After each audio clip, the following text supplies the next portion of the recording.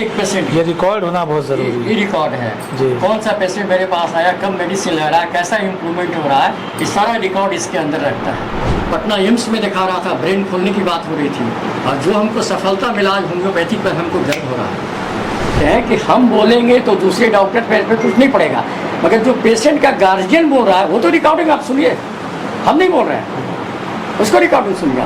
India के किसी भी आदमी से पूछना चाहता हूँ कि एक एग्जाम्पल दे दे कि एक अच्छा होम्योपैथ कन्वर्ट होकर के एलोपैथ बना है, एक भी एग्जाम्पल नहीं मिलेगा।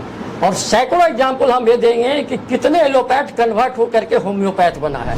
राजेंद्र लाल दत्ता जब प्रैक्टिस कर रहे थे तो ब्रिटिश गवर्नमेंट ने कहा कि होम्योपैथ को बैंड करना है, महेंद्र लाल सरकार इसको तुम देखो ये क्या कर रहा है, और इसके ऊपर एक लेक्चर रखा जाएगा, और जिस दिन लेक्चर रखा जाएगा तुमको ऐसा शब्द बोलना है कि होम्योपैथी को हम बंद कर दें। ब्रिटिश गवर्नमेंट का ये चाल चला। महेंद्र लाल सरकार उसको देखते गया क्या कर रहे हैं राजेंद्र लाल दत्ता, और राजेंद्र लाल दत्ता ने जो अपना छाप छोड़ा महेंद्र लाल सरकार पर, जब स्टेज पर आया बोलने की वक्त आया, उसने कहा कि होम्योपैथिक एक ऐसा साइंस है कि आने वाले वक्त में होम्योपैथ एक बहुत ऊंचा नाम कमाएगा, और उसको ब्रिटिश गवर्नमेंट अपने ऊंचे पद से हटा दिया गया। फिर नहीं बना है, जैसे ही कोर्ट बना और कोर्ट में एक गुलाब का फूल डाल दिया गया तो हम कहते थे कि जवाहरलाल का फोटो बन रहा है। क्यों? क्योंकि इम्प्रेशन बना हुआ दिमाग में कि गांधी जी का ऐसा होगा, जवाहरलाल का ऐसा होगा। उसी तरह से होम्योपैथ डॉक्टर को मटेरिया मेडिका के अंदर इतना गहन स्टडी होना चाहिए कि पेशेंट को देख करके वो पकड़ ले कि कौन सा पेशेंट कौन सा मेडिसिन का आ रहा है, तभी वो सक्षम चिकित्सक बन सकता है, न तो वो सक्षम चिकित्सक नहीं बनेगा।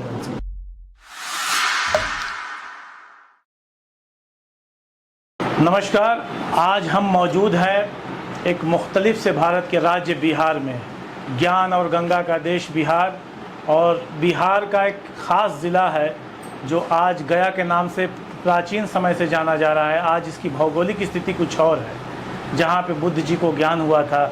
और आज हम यहाँ पे डॉक्टर कल्याण स्वरूप साहब जो कि एक होम्योपैथ हैं, उनके यहाँ मौजूद हैं, और उनके रगों में जो है होम्योपैथी की लीगेसी जो है पीढ़ियों से बह रही है, क्योंकि आपके पिताजी जो डॉक्टर एसपी निर्झर साहब भी एक अच्छे होम्योपैथ रहे, और साहित्य के क्षेत्र में भी एक मजबूत हस्ताक्षर वो रखते थे।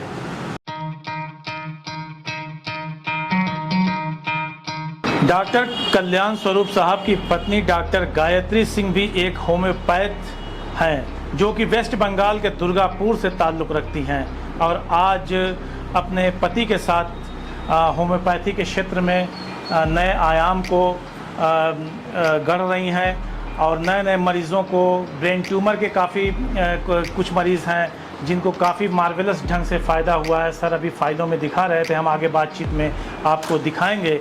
तो आइए देर न करते हुए हम डॉक्टर कल्याण स्वरूप साहब से बातचीत करते हैं, और उन सफ़रनामा ज़िंदगी का अपने इस प्रोग्राम में उनकी ज़िंदगी और उनके संघर्षों के सफ़रनामे से आपको रूबरू कराते हैं।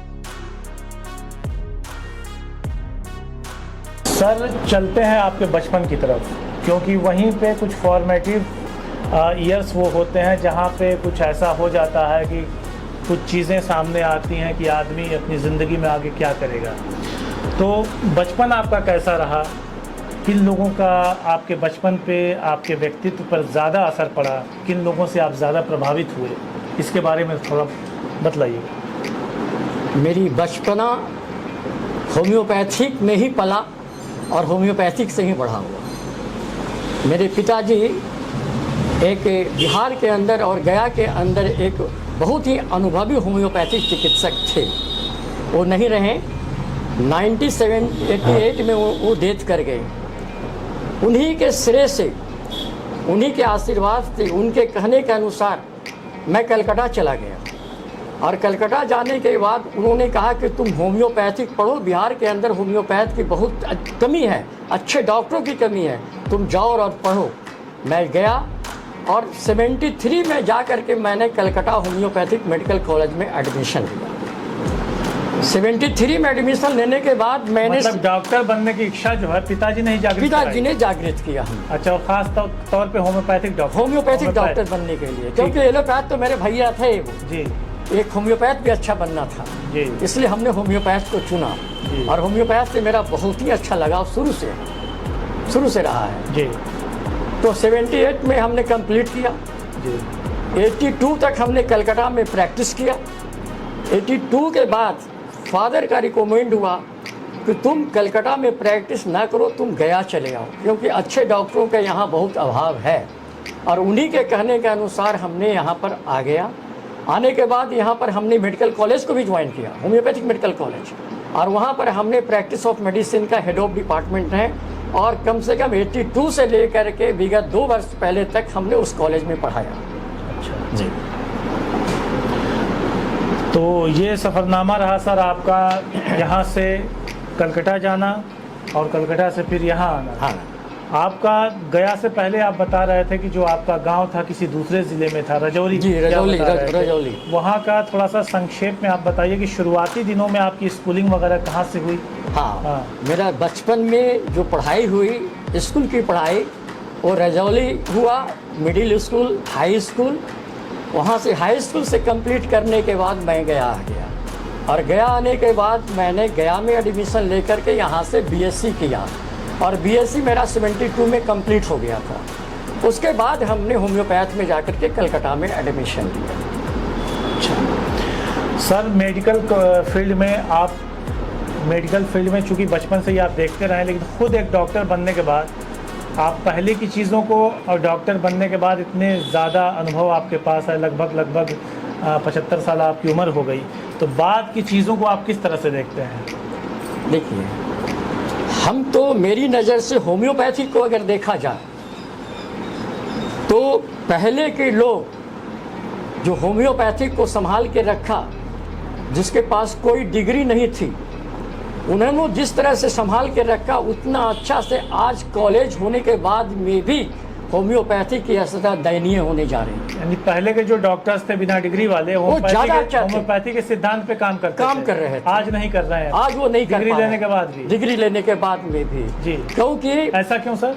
इसीलिए कि शिक्षा का अभाव इतना होता चला गया कि लोग उसके ऊपर ध्यान न दे करके उसके ऊपर ध्यान नहीं दे करके लोगों को हुआ क्या, अर्थ युग में ज़्यादा प्रवेश कर गया, पैसे के युग में ज़्यादा प्रवेश कर गया, और पैसे के युग में प्रवेश करने के बाद होम्योपैथी के सिद्धांत को लोग भूलते चले गए, और होम्योपैथी के तरफ उनका ध्यान कुछ नहीं गया।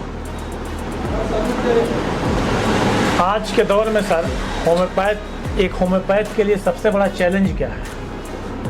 आज के दौर में होम्योपैथ के लिए सबसे बड़ी चैलेंज ये है कि हम होम्योपैथी को कैसे बचा सकें, क्योंकि एक हैनीमैन जो खुद एलोपैथ के डॉक्टर थे, जब उन्होंने कमी देखा एलोपैथिक साइंस के अंदर, तब उन्हें कन्वर्ट होकर के एक होम्योपैथ बना, और हैनीमैन को देख करके बहुत सारे लोग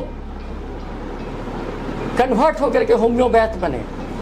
फॉरेन की बात छोड़ दीजिए, हम इंडिया के अंदर आके बताता हूँ आपके कि इंडिया में फर्स्ट डॉक्टर जो कन्वर्ट किया था डॉक्टर महेंद्र लाल सरकार। महेंद्र लाल सरकार ब्रिटिश गवर्नमेंट के अंदर एक MBBS करने के बाद एक बहुत प्रसिद्ध डॉक्टर थे, और सरकार उसको बहुत अच्छे पोस्ट पर रखे हुए था। उस वक्त में एक डॉक्टर, इंडिया के अंदर एक ही डॉक्टर होम्योपैथिक प्रैक्टिस कर रहा था, और उनका नाम था राजेंद्र लाल दत्ता। राजेंद्र लाल दत्ता जब प्रैक्टिस कर रहे थे तो ब्रिटिश गवर्नमेंट ने कहा कि होम्योपैथ को बैंड करना है। महेंद्र लाल सरकार, इसको तुम देखो ये क्या कर रहा है, और इसके ऊपर एक लेक्चर रखा जाएगा, और जिस दिन लेक्चर रखा जाएगा और तुमको ऐसा शब्द बोलना है कि होम्योपैथी को हम बंद कर दें। ब्रिटिश गवर्नमेंट का ये चाल चला।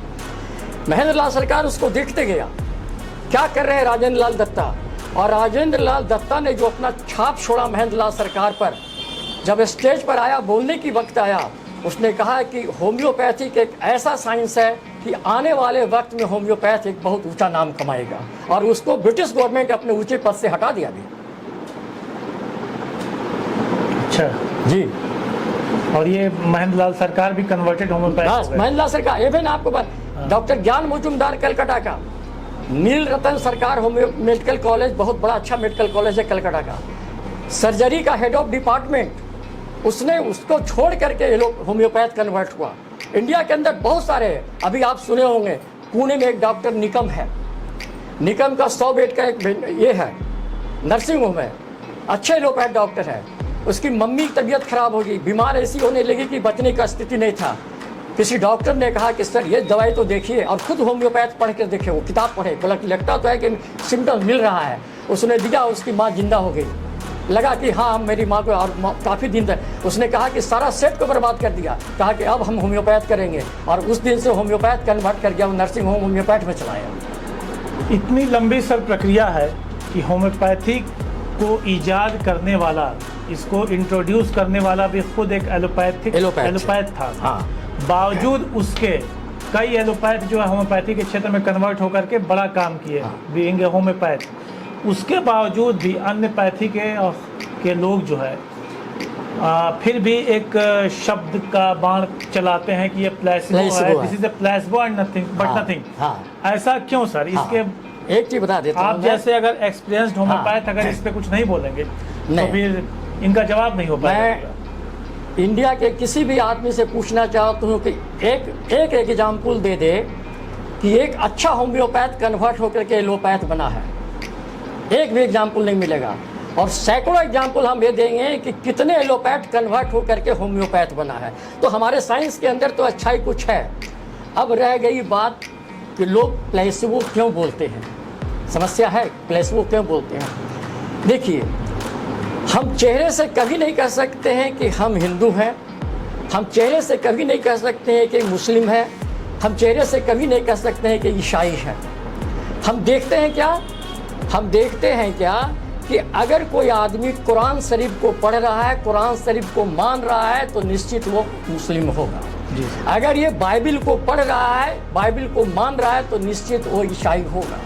अगर हम वेद को मान रहे हैं, गीता को मान रहे हैं, तो निश्चित है ये हिंदू होगा।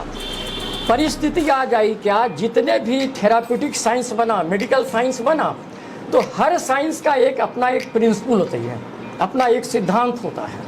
तो सिद्धांत क्या होता है? एलोपैथी के अलग सिद्धांत है, होम्योपैथ के अलग सिद्धांत है, आयुर्वेद की अलग सिद्धांत है। तो हेनीमैन ने हमको एक सिद्धांत दिया, लाइक क्योर्स लाइक, एक प्रिंसिपल दिया, कार्डिनल प्रिंसिपल दिया, law of similar, law of simplex, law of minimum, उसने प्रिंसिपल दिया। मगर हम होम्योपैथ क्या कर गए?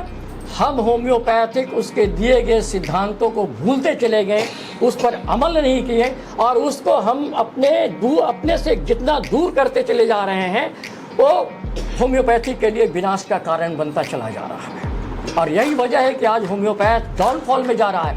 लोग कहते हैं कि होम्योपैथ बहुत आगे बढ़ गया, और मैं से हमसे पूछा जाए तो कल्याण स्वरूप कहेगा कि होम्योपैथ आगे नहीं बढ़ा, होम्योपैथ जितना पीछे बढ़ा है वो सोचने की बात है। और कल होकर के सोचना पड़ेगा लोगों को कि होम्योपैथ कहाँ जा रही है, पीछे क्यों हो रहा है, क्या कमी कर रहे हैं। इसलिए कि हम जिस चीज़ को चाहिए, हमको जो अमल करना चाहिए, जैसे फॉर एग्जाम्पल, हाँ बताते हैं। पहली एग्जाम्पल है शिक्षा में गिरावट। आज जितने भी सारे कॉलेज होम्योपैथ का खुला हुआ है, सब व्यवसायी के रूप में खुला हुआ है, बिजनेस के रूप में खुला हुआ है। शिक्षा नाम का कोई चीज़ नहीं है। हम अच्छे प्रोडक्ट नहीं दे रहे हैं वहाँ से, हम अच्छे होम्योपैथ पैदा करके नहीं दे रहे हैं। नतीजा क्या होगा? वो आदमी फील्ड में आकर के अपनी रोजी रोटी के लिए, अपने परिवार को चलाने के लिए कुछ तो कुछ करेगा, तो नतीजा वो गलत रास्ता पकड़ लेगा। सर एक और आरोप लगता है, जैसे एलोपैथिक डॉक्टर ये कहते हैं, एलोपैथ ये कहते हैं कि जैसे मान लीजिए कोई MBBS MD करके आया, तो वो किसी के अंडर में इंटर्न अगर कर रहा है, सीख रहा है, तो वो मेडिसिन के बारे में कैसे, आर्ट ऑफ मेडिसिन है, पढ़ाई तो अपनी जगह हो गई, थियरी अपनी जगह होगी, लेकिन प्रैक्टिस में आर्ट ऑफ मेडिसिन एक अलग रोल लगती है। तो इस तरह के जो पुराने गुरु होम्योपैथ के हैं, वो नए एलोपैथ्स जो आ रहे हैं, उनको वो उस तरह का सहयोग नहीं कर रहे हैं ताकि वो आर्ट ऑफ मेडिसिन सीख सकें। ऐसा भी है। ये जो कहावत है, homeopathy is a science and also a art. Art है, आर्ट क्या है? आर्ट कहते हैं कला को। हम जब किसी पेशेंट को ट्रीटमेंट करते हैं और जब उसकी हिस्ट्री जब नोट करते हैं, तो हम हिस्ट्री नोट कर रहे हैं, तो हम लिख ना रहे हैं, हम लाइन नहीं बना रहे हैं। जिस तरह से एक कलाकार कई रेखा को खींचते खींचते एक तस्वीर को बना देता है, उसी तरह से एक होम्योपैथ सिम्टम्स को लिखते लिखते उस मेडिसिन का तस्वीर बन जाता है। और उस तस्वीर के आधार पर हम कहते हैं कि ये पेशेंट को इस दवाई को देनी चाहिए। अब उसके लिए उसका मटेरिया मेडिका को ज्ञान होना जरूरी है। जैसे सपोज जैसे ही टीवी पर हम लोग देखते थे कि गोल चश्मा बना रहा है तो हम लोग कहते हैं कि महात्मा गांधी का फोटो बन रहा है। जैसे ही देखते थे कि चेहरा नहीं बना है, जैसे ही कोट बना और कोट में एक गुलाब का फूल डाल दिया गया तो हम कहते थे कि जवाहरलाल का फोटो बन रहा है। क्यों? क्योंकि इम्प्रेशन बना हुआ दिमाग में कि गांधी जी का ऐसा होगा, जवाहरलाल का ऐसा होगा। उसी तरह से होम्योपैथ डॉक्टर को मटेरिया मेडिका के अंदर इतना गहन स्टडी होना चाहिए कि पेशेंट को देख करके वो पकड़ ले कि कौन सा पेशेंट कौन सा मेडिसिन का आ रहा है, तभी वो सक्षम चिकित्सक बन सकता है, न तो वो सक्षम चिकित्सक नहीं बन सकता। चाहे उसे कितनी भी एनाटॉमी फिजियोलॉजी कुछ नहीं जी। वो हमारा जो साइंस है, और हमारा साइंस के अंदर जो कहा गया है ऑर्गेनन एक शब्द है जी। ऑर्गेनन एक ऐसी चीज़ है कि हम तो सिलेक्शन कर लिए। जैसे आपको कुछ गाड़ी दे दिया गया कि लीजिए कार आप चलाइएगा, आपको चलाने का तरीका मालूम होगा तब तो स्टार्ट करिएगा, कहाँ ब्रेक है, कहाँ क्लच है, कहाँ क्या है, आपको चाबी दे दिएगा, गाड़ी भी दे दिया गया। उसी तरह से होम्योपैथ डॉक्टर को ऑर्गेनन जो सब्जेक्ट दिया गया है तो इसलिए दिया गया है कि हम हाउ टू यूज, हम मेडिसिन देंगे कैसे यूज करेंगे, कैसे यूज नहीं करेंगे, वो देखना पड़ता है। तो हम सारी चीज़ों को भूलते चले जा रहे हैं, और भूलने की वजह क्या है? आज के युग में जो पेटेंट मेडिसिन आई है वो हमारे साइंस को एकदम बर्बाद कर देगा। जब तक इस पेटेंट मेडिसिन को बैंड नहीं करेगा, सरकार को बैंड करना पड़ेगा, पब्लिक नहीं बैंड करेगा, डॉक्टर नहीं बैंड करेगा। इसलिए कि डॉक्टर नहीं बैंड करेगा, उसको लाभ मिल रहा है, बिना मेहनत का उसको पैसा मिल रहा है, बिना मेहनत के कंपनी वाले उसको घुमाने के लिए आज सऊदीया ले जा रहा है, तो आज श्रीलंका ले जा रहा है, तो आज कहाँ ले जा रहा है, हमारी इतनी दवाई खरीद लो हम तुमको यहाँ घुमा देंगे। कल्याण स्वरूप के पास कोई नहीं आता है वो आदमी, जो जानता है कि कल्याण स्वरूप ऐसा काम करने वाला आदमी नहीं है, नहीं है। सर, होम्योपैथी के बारे में आपने बहुत गहनता से बताया, और इस तरह के विचार जो है लोगों में जागरूकता भी पैदा करेंगे, और आने वाले होम्योपैथ जो यंगस्टर्स हैं उनके लिए भी बहुत ही ये उपयोगी साबित होगा। एक लीक से हटकर थोड़ा सा सवाल कि अगर आप होम्योपैथ ना होते तो क्या होते? दूसरा, आपका पसंदीदा सब्जेक्ट क्या था? हाँ, नहीं एक्चुअली क्या है, मैं शुरू से ही ये दिमाग में बसा लिया था कि हमको मेडिकल साइंस की तरफ जाना है जी। मगर बड़े भाई जब MBBS बन गए तो हमको लगा कि अब तो अपने फैमिली में एक MBBS तो आ गया, एक अच्छे होम्योपैथ आना चाहिए, और वहीं से मेरा राह अलग हुआ और हमने होम्योपैथ को चुना। और होम्योपैथ इतनी सुंदर साइंस है, इतनी सुंदर साइंस है कि जो आदमी सही होम्योपैथ करेगा वही होम्योपैथ का स्वाद ले पाएगा, अन्यथा वो स्वाद ले ही नहीं पाएगा। कुछ कहानी हो इंटरेस्टिंग आपके कॉलेज लाइफ की तो बताइए। हाँ, बताता हूँ। दो अपनी प्रैक्टिस की भूल बताता हूँ जी। हमने लाइफ में क्या भूल किया जी। एक भूल है जिसमें मैं कलकत्ता में प्रैक्टिस कर रहा था जी। एक छोटी बच्ची क्लास 6 में पढ़ती थी कॉन्वेंट में, वो गुजराती लड़की थी। उसको बैठे बैठे क्लास में पैखाना हो जाता था, मगर उसको ये पता नहीं चलता था कि पैखाना हो गया। पैखाना के गंध से उसको पता चलता था कि पैखाना हो गया, मगर उस वक्त हम गुजराती सीखे नहीं थे पूरी तरह से। उसने बोली, हमने सारा हिस्ट्री ले लिया, पूछा था कि क्या खाना पसंद करती हो, तो बोली कि मीठा खाना पसंद करते हैं। हमने डिजायर के पास स्वीट लिख दिया। मेडिसिन मेरी चलती रही, 2 महीना हो गया, उस पेशेंट को कोई फ़ायदा नहीं हुआ। उसकी मम्मी ने बोला कि सर 2 महीना हो गया, इसको कोई फ़ायदा नहीं किया है, सर देखिए। तो हमने केस को रिवाइज़ करना शुरू किया। केस को रिवाइज़ करते करते हमने पूछते जा रहे हैं तो वही चीज़ बता रही जो मेरे केस में लिखा हुआ था। हमने पूछा अच्छा क्या खाना पसंद करती हो, तो बोले मीठा। अब सोचे मीठा तो मेरे पास लिखा हुआ है, तब यहाँ क्रॉस क्वेश्चन हम करना चाहें। हमने बताओ कि दूध का बना हुआ मीठा पसंद करती हो, या बोली कि अंकल मीठा मतलब क्या समझते हैं आप। हमने कहा मीठा मतलब तो हम स्वीट ही समझ रहे हैं। बोला नहीं अंकल, गुजराती में नमक को मीठा बोलते हैं, गुजराती में नमक को मीठा बोलते हैं। पूरा केस उल्टा, तो या केस उल्टा हो गया मेरा। इसलिए होम्योपैथ डॉक्टर को या किसी भी डॉक्टर को जब तक किसी भाषा पर कमांड नहीं होगा, जब तक इस चीज़ जो पेशेंट बोल रहा है हम नहीं समझ पाएंगे, उसका सटीक इलाज हम नहीं कर सकते। इसलिए ज्ञान होना चाहिए उस भाषा का भी। नहीं समझो तो पेशेंट से 2-4 बार भी पूछो, 2-4 बार पूछो। हमारे पास मोहम्मदन पेशेंट बहुत है, बहुत से ऐसे शब्द यूज़ करते हैं, वरम हो गया तो ये फालिस मार दिया तो ये है। तो अगर नहीं समझ रहे तो उससे क्रॉस करेंगे ना। अब जानते जानते हम लोग भी बहुत कुछ जान गए हैं, इसलिए क्रॉस नहीं करना पड़ता है।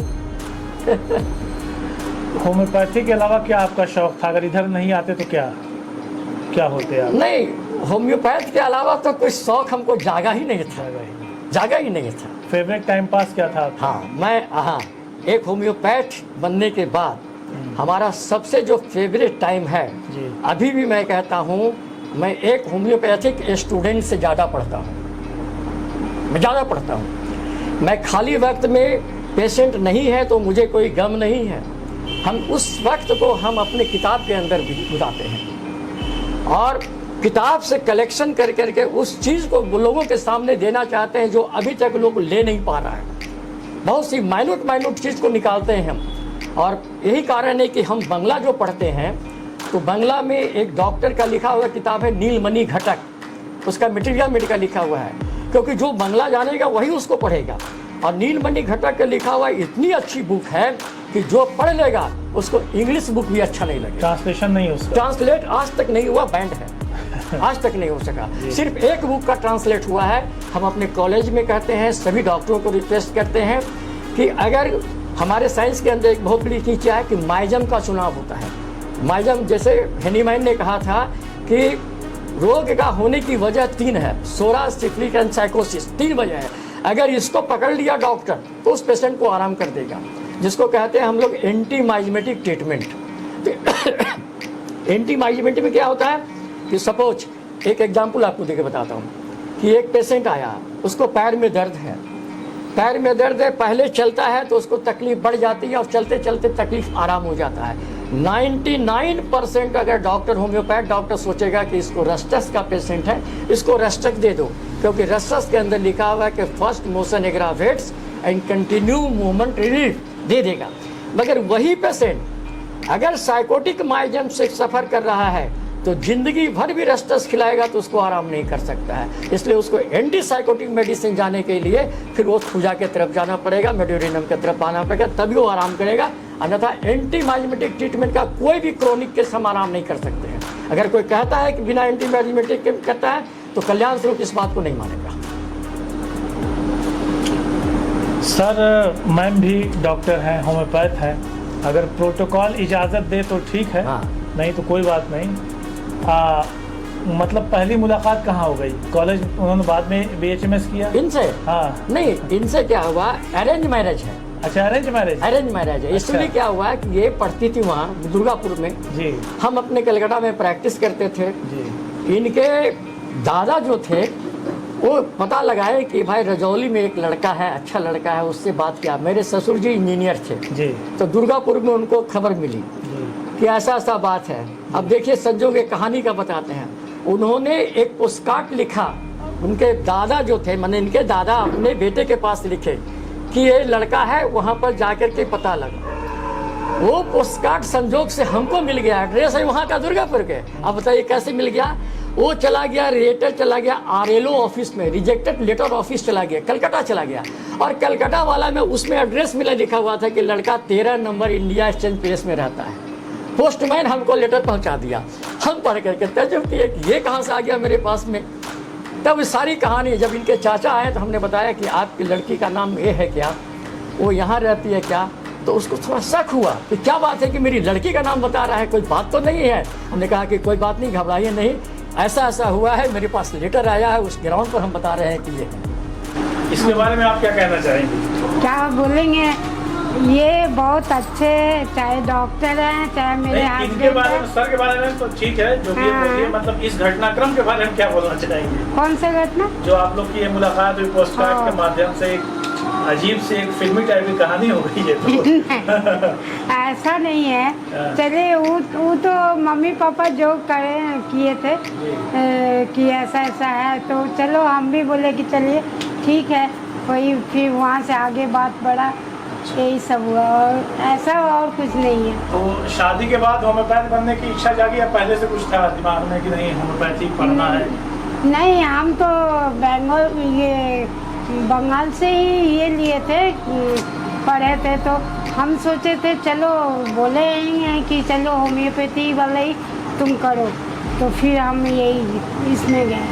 अपनी बातचीत के आखिरी सफ़र की तरफ, और होम्योपैथी में सर ये नए रिसर्च की क्या संभावना है? जैसे ये होता है कि जिस तरह से एलोपैथी सिस्टम में नए नए रिसर्च होते जा रहे हैं, नई नई चीज़ें आती जा रही हैं, होम्योपैथी अभी काफ़ी उसकी तुलना में पिछड़ी हुई है, ऐसा क्यों? देखिए, लोग कहते हैं ना, युग बदलता है तो इंसान को बदलना चाहिए, मगर इंसान को बदलना चाहिए ये सोच करके कि अपने सिद्धांत को नहीं बदलना चाहिए।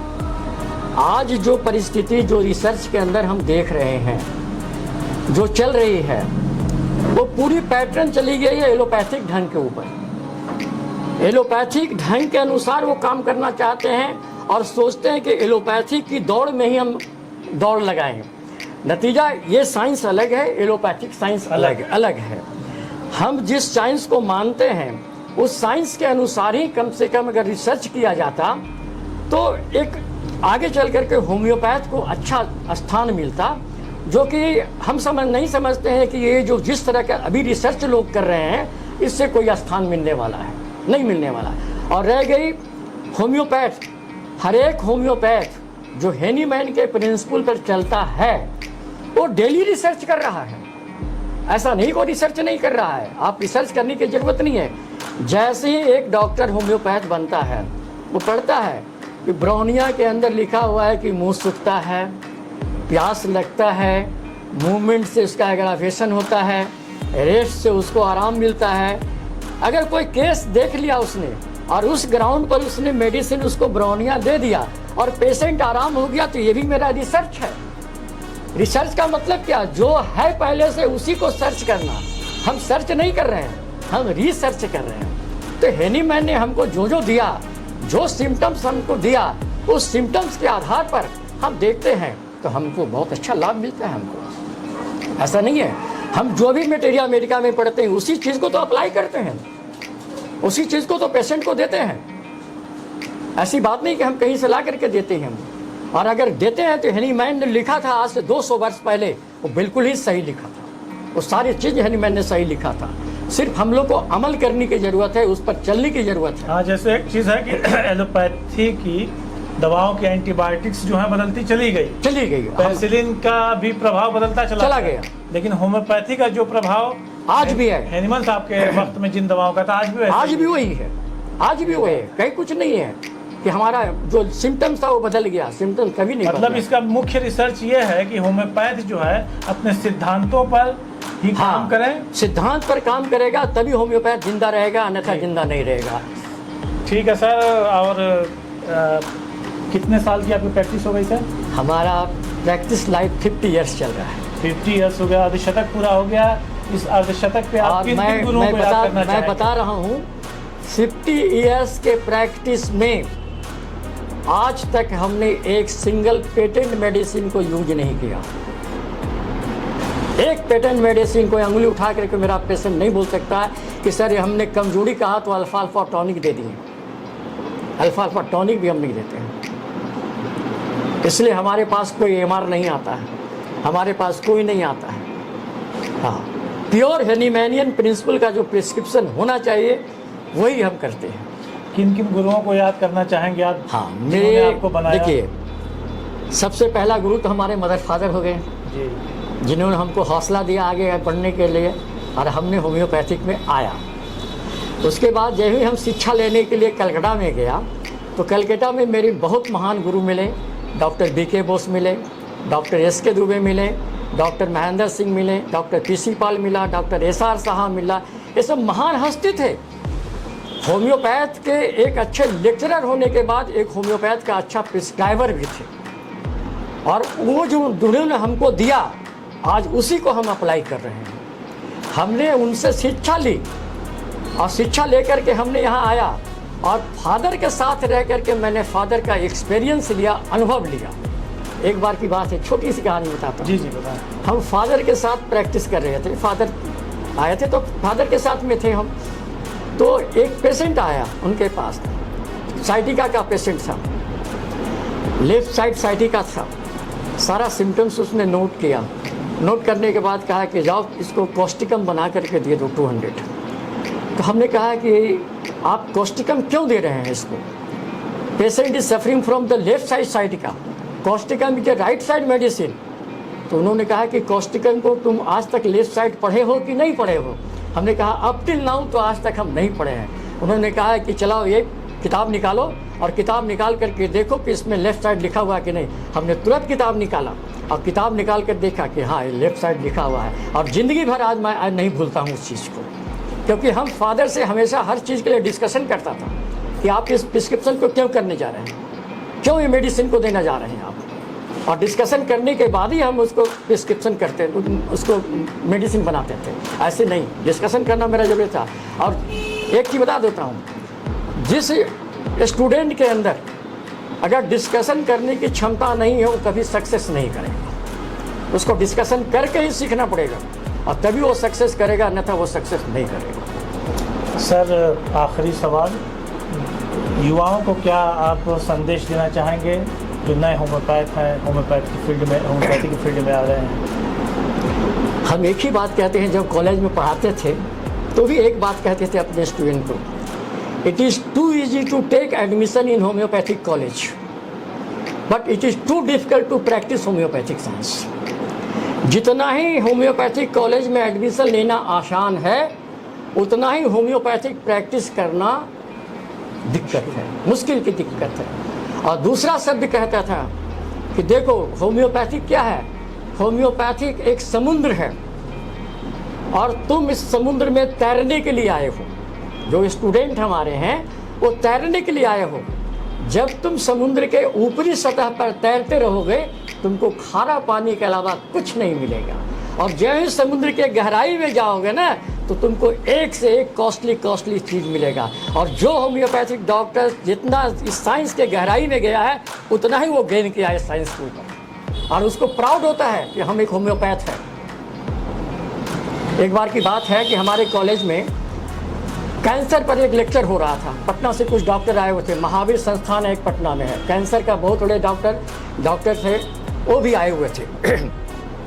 हमने कॉलेज के प्रिंसिपल को कहा कि हमको 10 मिनट का टाइम देना चाहिए। हम पूरा गए थे, जो हम कैंसर पेशेंट का ट्रीटमेंट कर रहे थे सारा का रिकॉर्ड लेते चले गए, सारा का फोटोग्राफ लेते चले गए और मोबाइल नंबर लेते चले गए। हमने उनको रख दिया उनके पास और कहा कि इसमें जिस पेशेंट से बात करना हो बात कर लीजिए, ये पेशेंट का ट्रीटमेंट ख़त्म हो गया है, इस पेशेंट का मेरे पास ट्रीटमेंट चल रहा है, आप बात करिए और बात करके देखिए कि मेरा पेशेंट कहाँ तक आराम हो रहा है।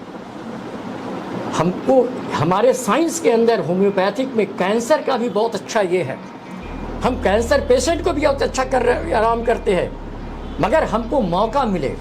अब जो जिस परिस्थिति में एक कहावत है कि कहा गया है कि कोई भी बीमारी जिस रफ्तार से आती है उसी रफ्तार से वो जाती भी है। अगर कोई आदमी आके कह दे कि हमको तुरंत ठीक कर दीजिए तो हम तुरंत ठीक नहीं कर सकते। जब को आपको मौ से आने में यहाँ पर 6 घंटा लगा तो जाने में 6 घंटा नहीं तो 5 घंटा तो जरूर लगेगा। आप हमको कहिएगा 2 घंटा में हमको मौ पहुँचना है, आप नहीं पहुँच पाइएगा, समय देना पड़ेगा। तो जो मन से समय दे दिया विश्वास से, आपको बताता हूँ मैं, उसका फोटोग्राफ भी दिखाता हूँ, उसका फोटोग्राफ ले लीजिएगा। एक टंग कैंसर का केस मेरे पास आया था, जीभ पर इतना बड़ा मांस था, उसके जीभ से पस निकलते रहता था, ब्लड निकलते रहता था। यहाँ से पटना तक डॉक्टरों ने बोला कि इसको जीभ काटना पड़ेगा, जीभ काटना पड़ेगा। तो किसी डॉक्टर ने कहा कि जीभ कटाने से अच्छा तुम चले जाओ उनके पास, तो मेरे पास आया। हम हिस्ट्री लिए तो हिस्ट्री में क्या निकला कि देहात के अंदर जो ईख से जो गुड़ बनाया जाता है तो बहुत गर्म होती है, खौलता हुआ चीज़ होता है। तो बच्चा छोटे उम्र में क्या हुआ था, उसमें वो गिर गया था और गिरने के बाद उसका एक पैर का पूरा चमड़ा निकल गया था। ये हिस्ट्री हमको निकला, बैड इफेक्ट ऑफ बर्न। अब उसका हिस्ट्री लिए तो हमने उसका प्रिस्क्रिप्शन किया कॉस्टिकम, किसी भी मेटेरियल मेडिका में जाकर देख लीजिएगा। हम 6 महीना तक उसका इलाज किए, उसमें परिवर्तन नहीं आ रहा है। मगर उसको तो बोला था जीभ काटना पड़ेगा, वो दूसरा जगह जा भी नहीं रहा है। और हमको विश्वास था कि हम इसको आराम कर देंगे, और हम जो सिलेक्शन किए हैं बिल्कुल सही सिलेक्शन किए हैं। हमने मेडिसिन नहीं बदला, सिर्फ उसका पोटेंसी बदलते चले गए। और 6 महीना के बाद जो उसके परिवर्तन आया, अभी हम आपको फोटोग्राफ में दिखा देते हैं कि क्या परिवर्तन आया। दिखा दें? बिल्कुल, अभी हम दे देते हैं। हाँ, दिखा देते हैं आपको। उस समय हमारे पास मोबाइल वगैरह नहीं था, फोटोग्राफर कराते थे जाकर स्टूडियो बिल्कुल ठीक हो गया। स्टूडियो बिल्कुल। अभी उससे हम बात करा दे सकते, उसका नंबर मेरे पास है, मेरे पास नंबर मेरे पास है। देखिए ये बच्चा आई देखिए, ये जो देख रहे हैं ये ओठ नहीं है, ये जो ओठ नहीं है ये जीभ है।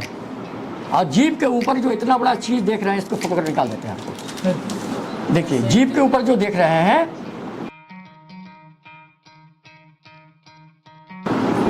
जीभ के ऊपर जो देख रहे हैं व्हाइट स्पॉट, इससे पस चलता था, और रेड स्पॉट देख रहे हैं, इससे ब्लड चलता था।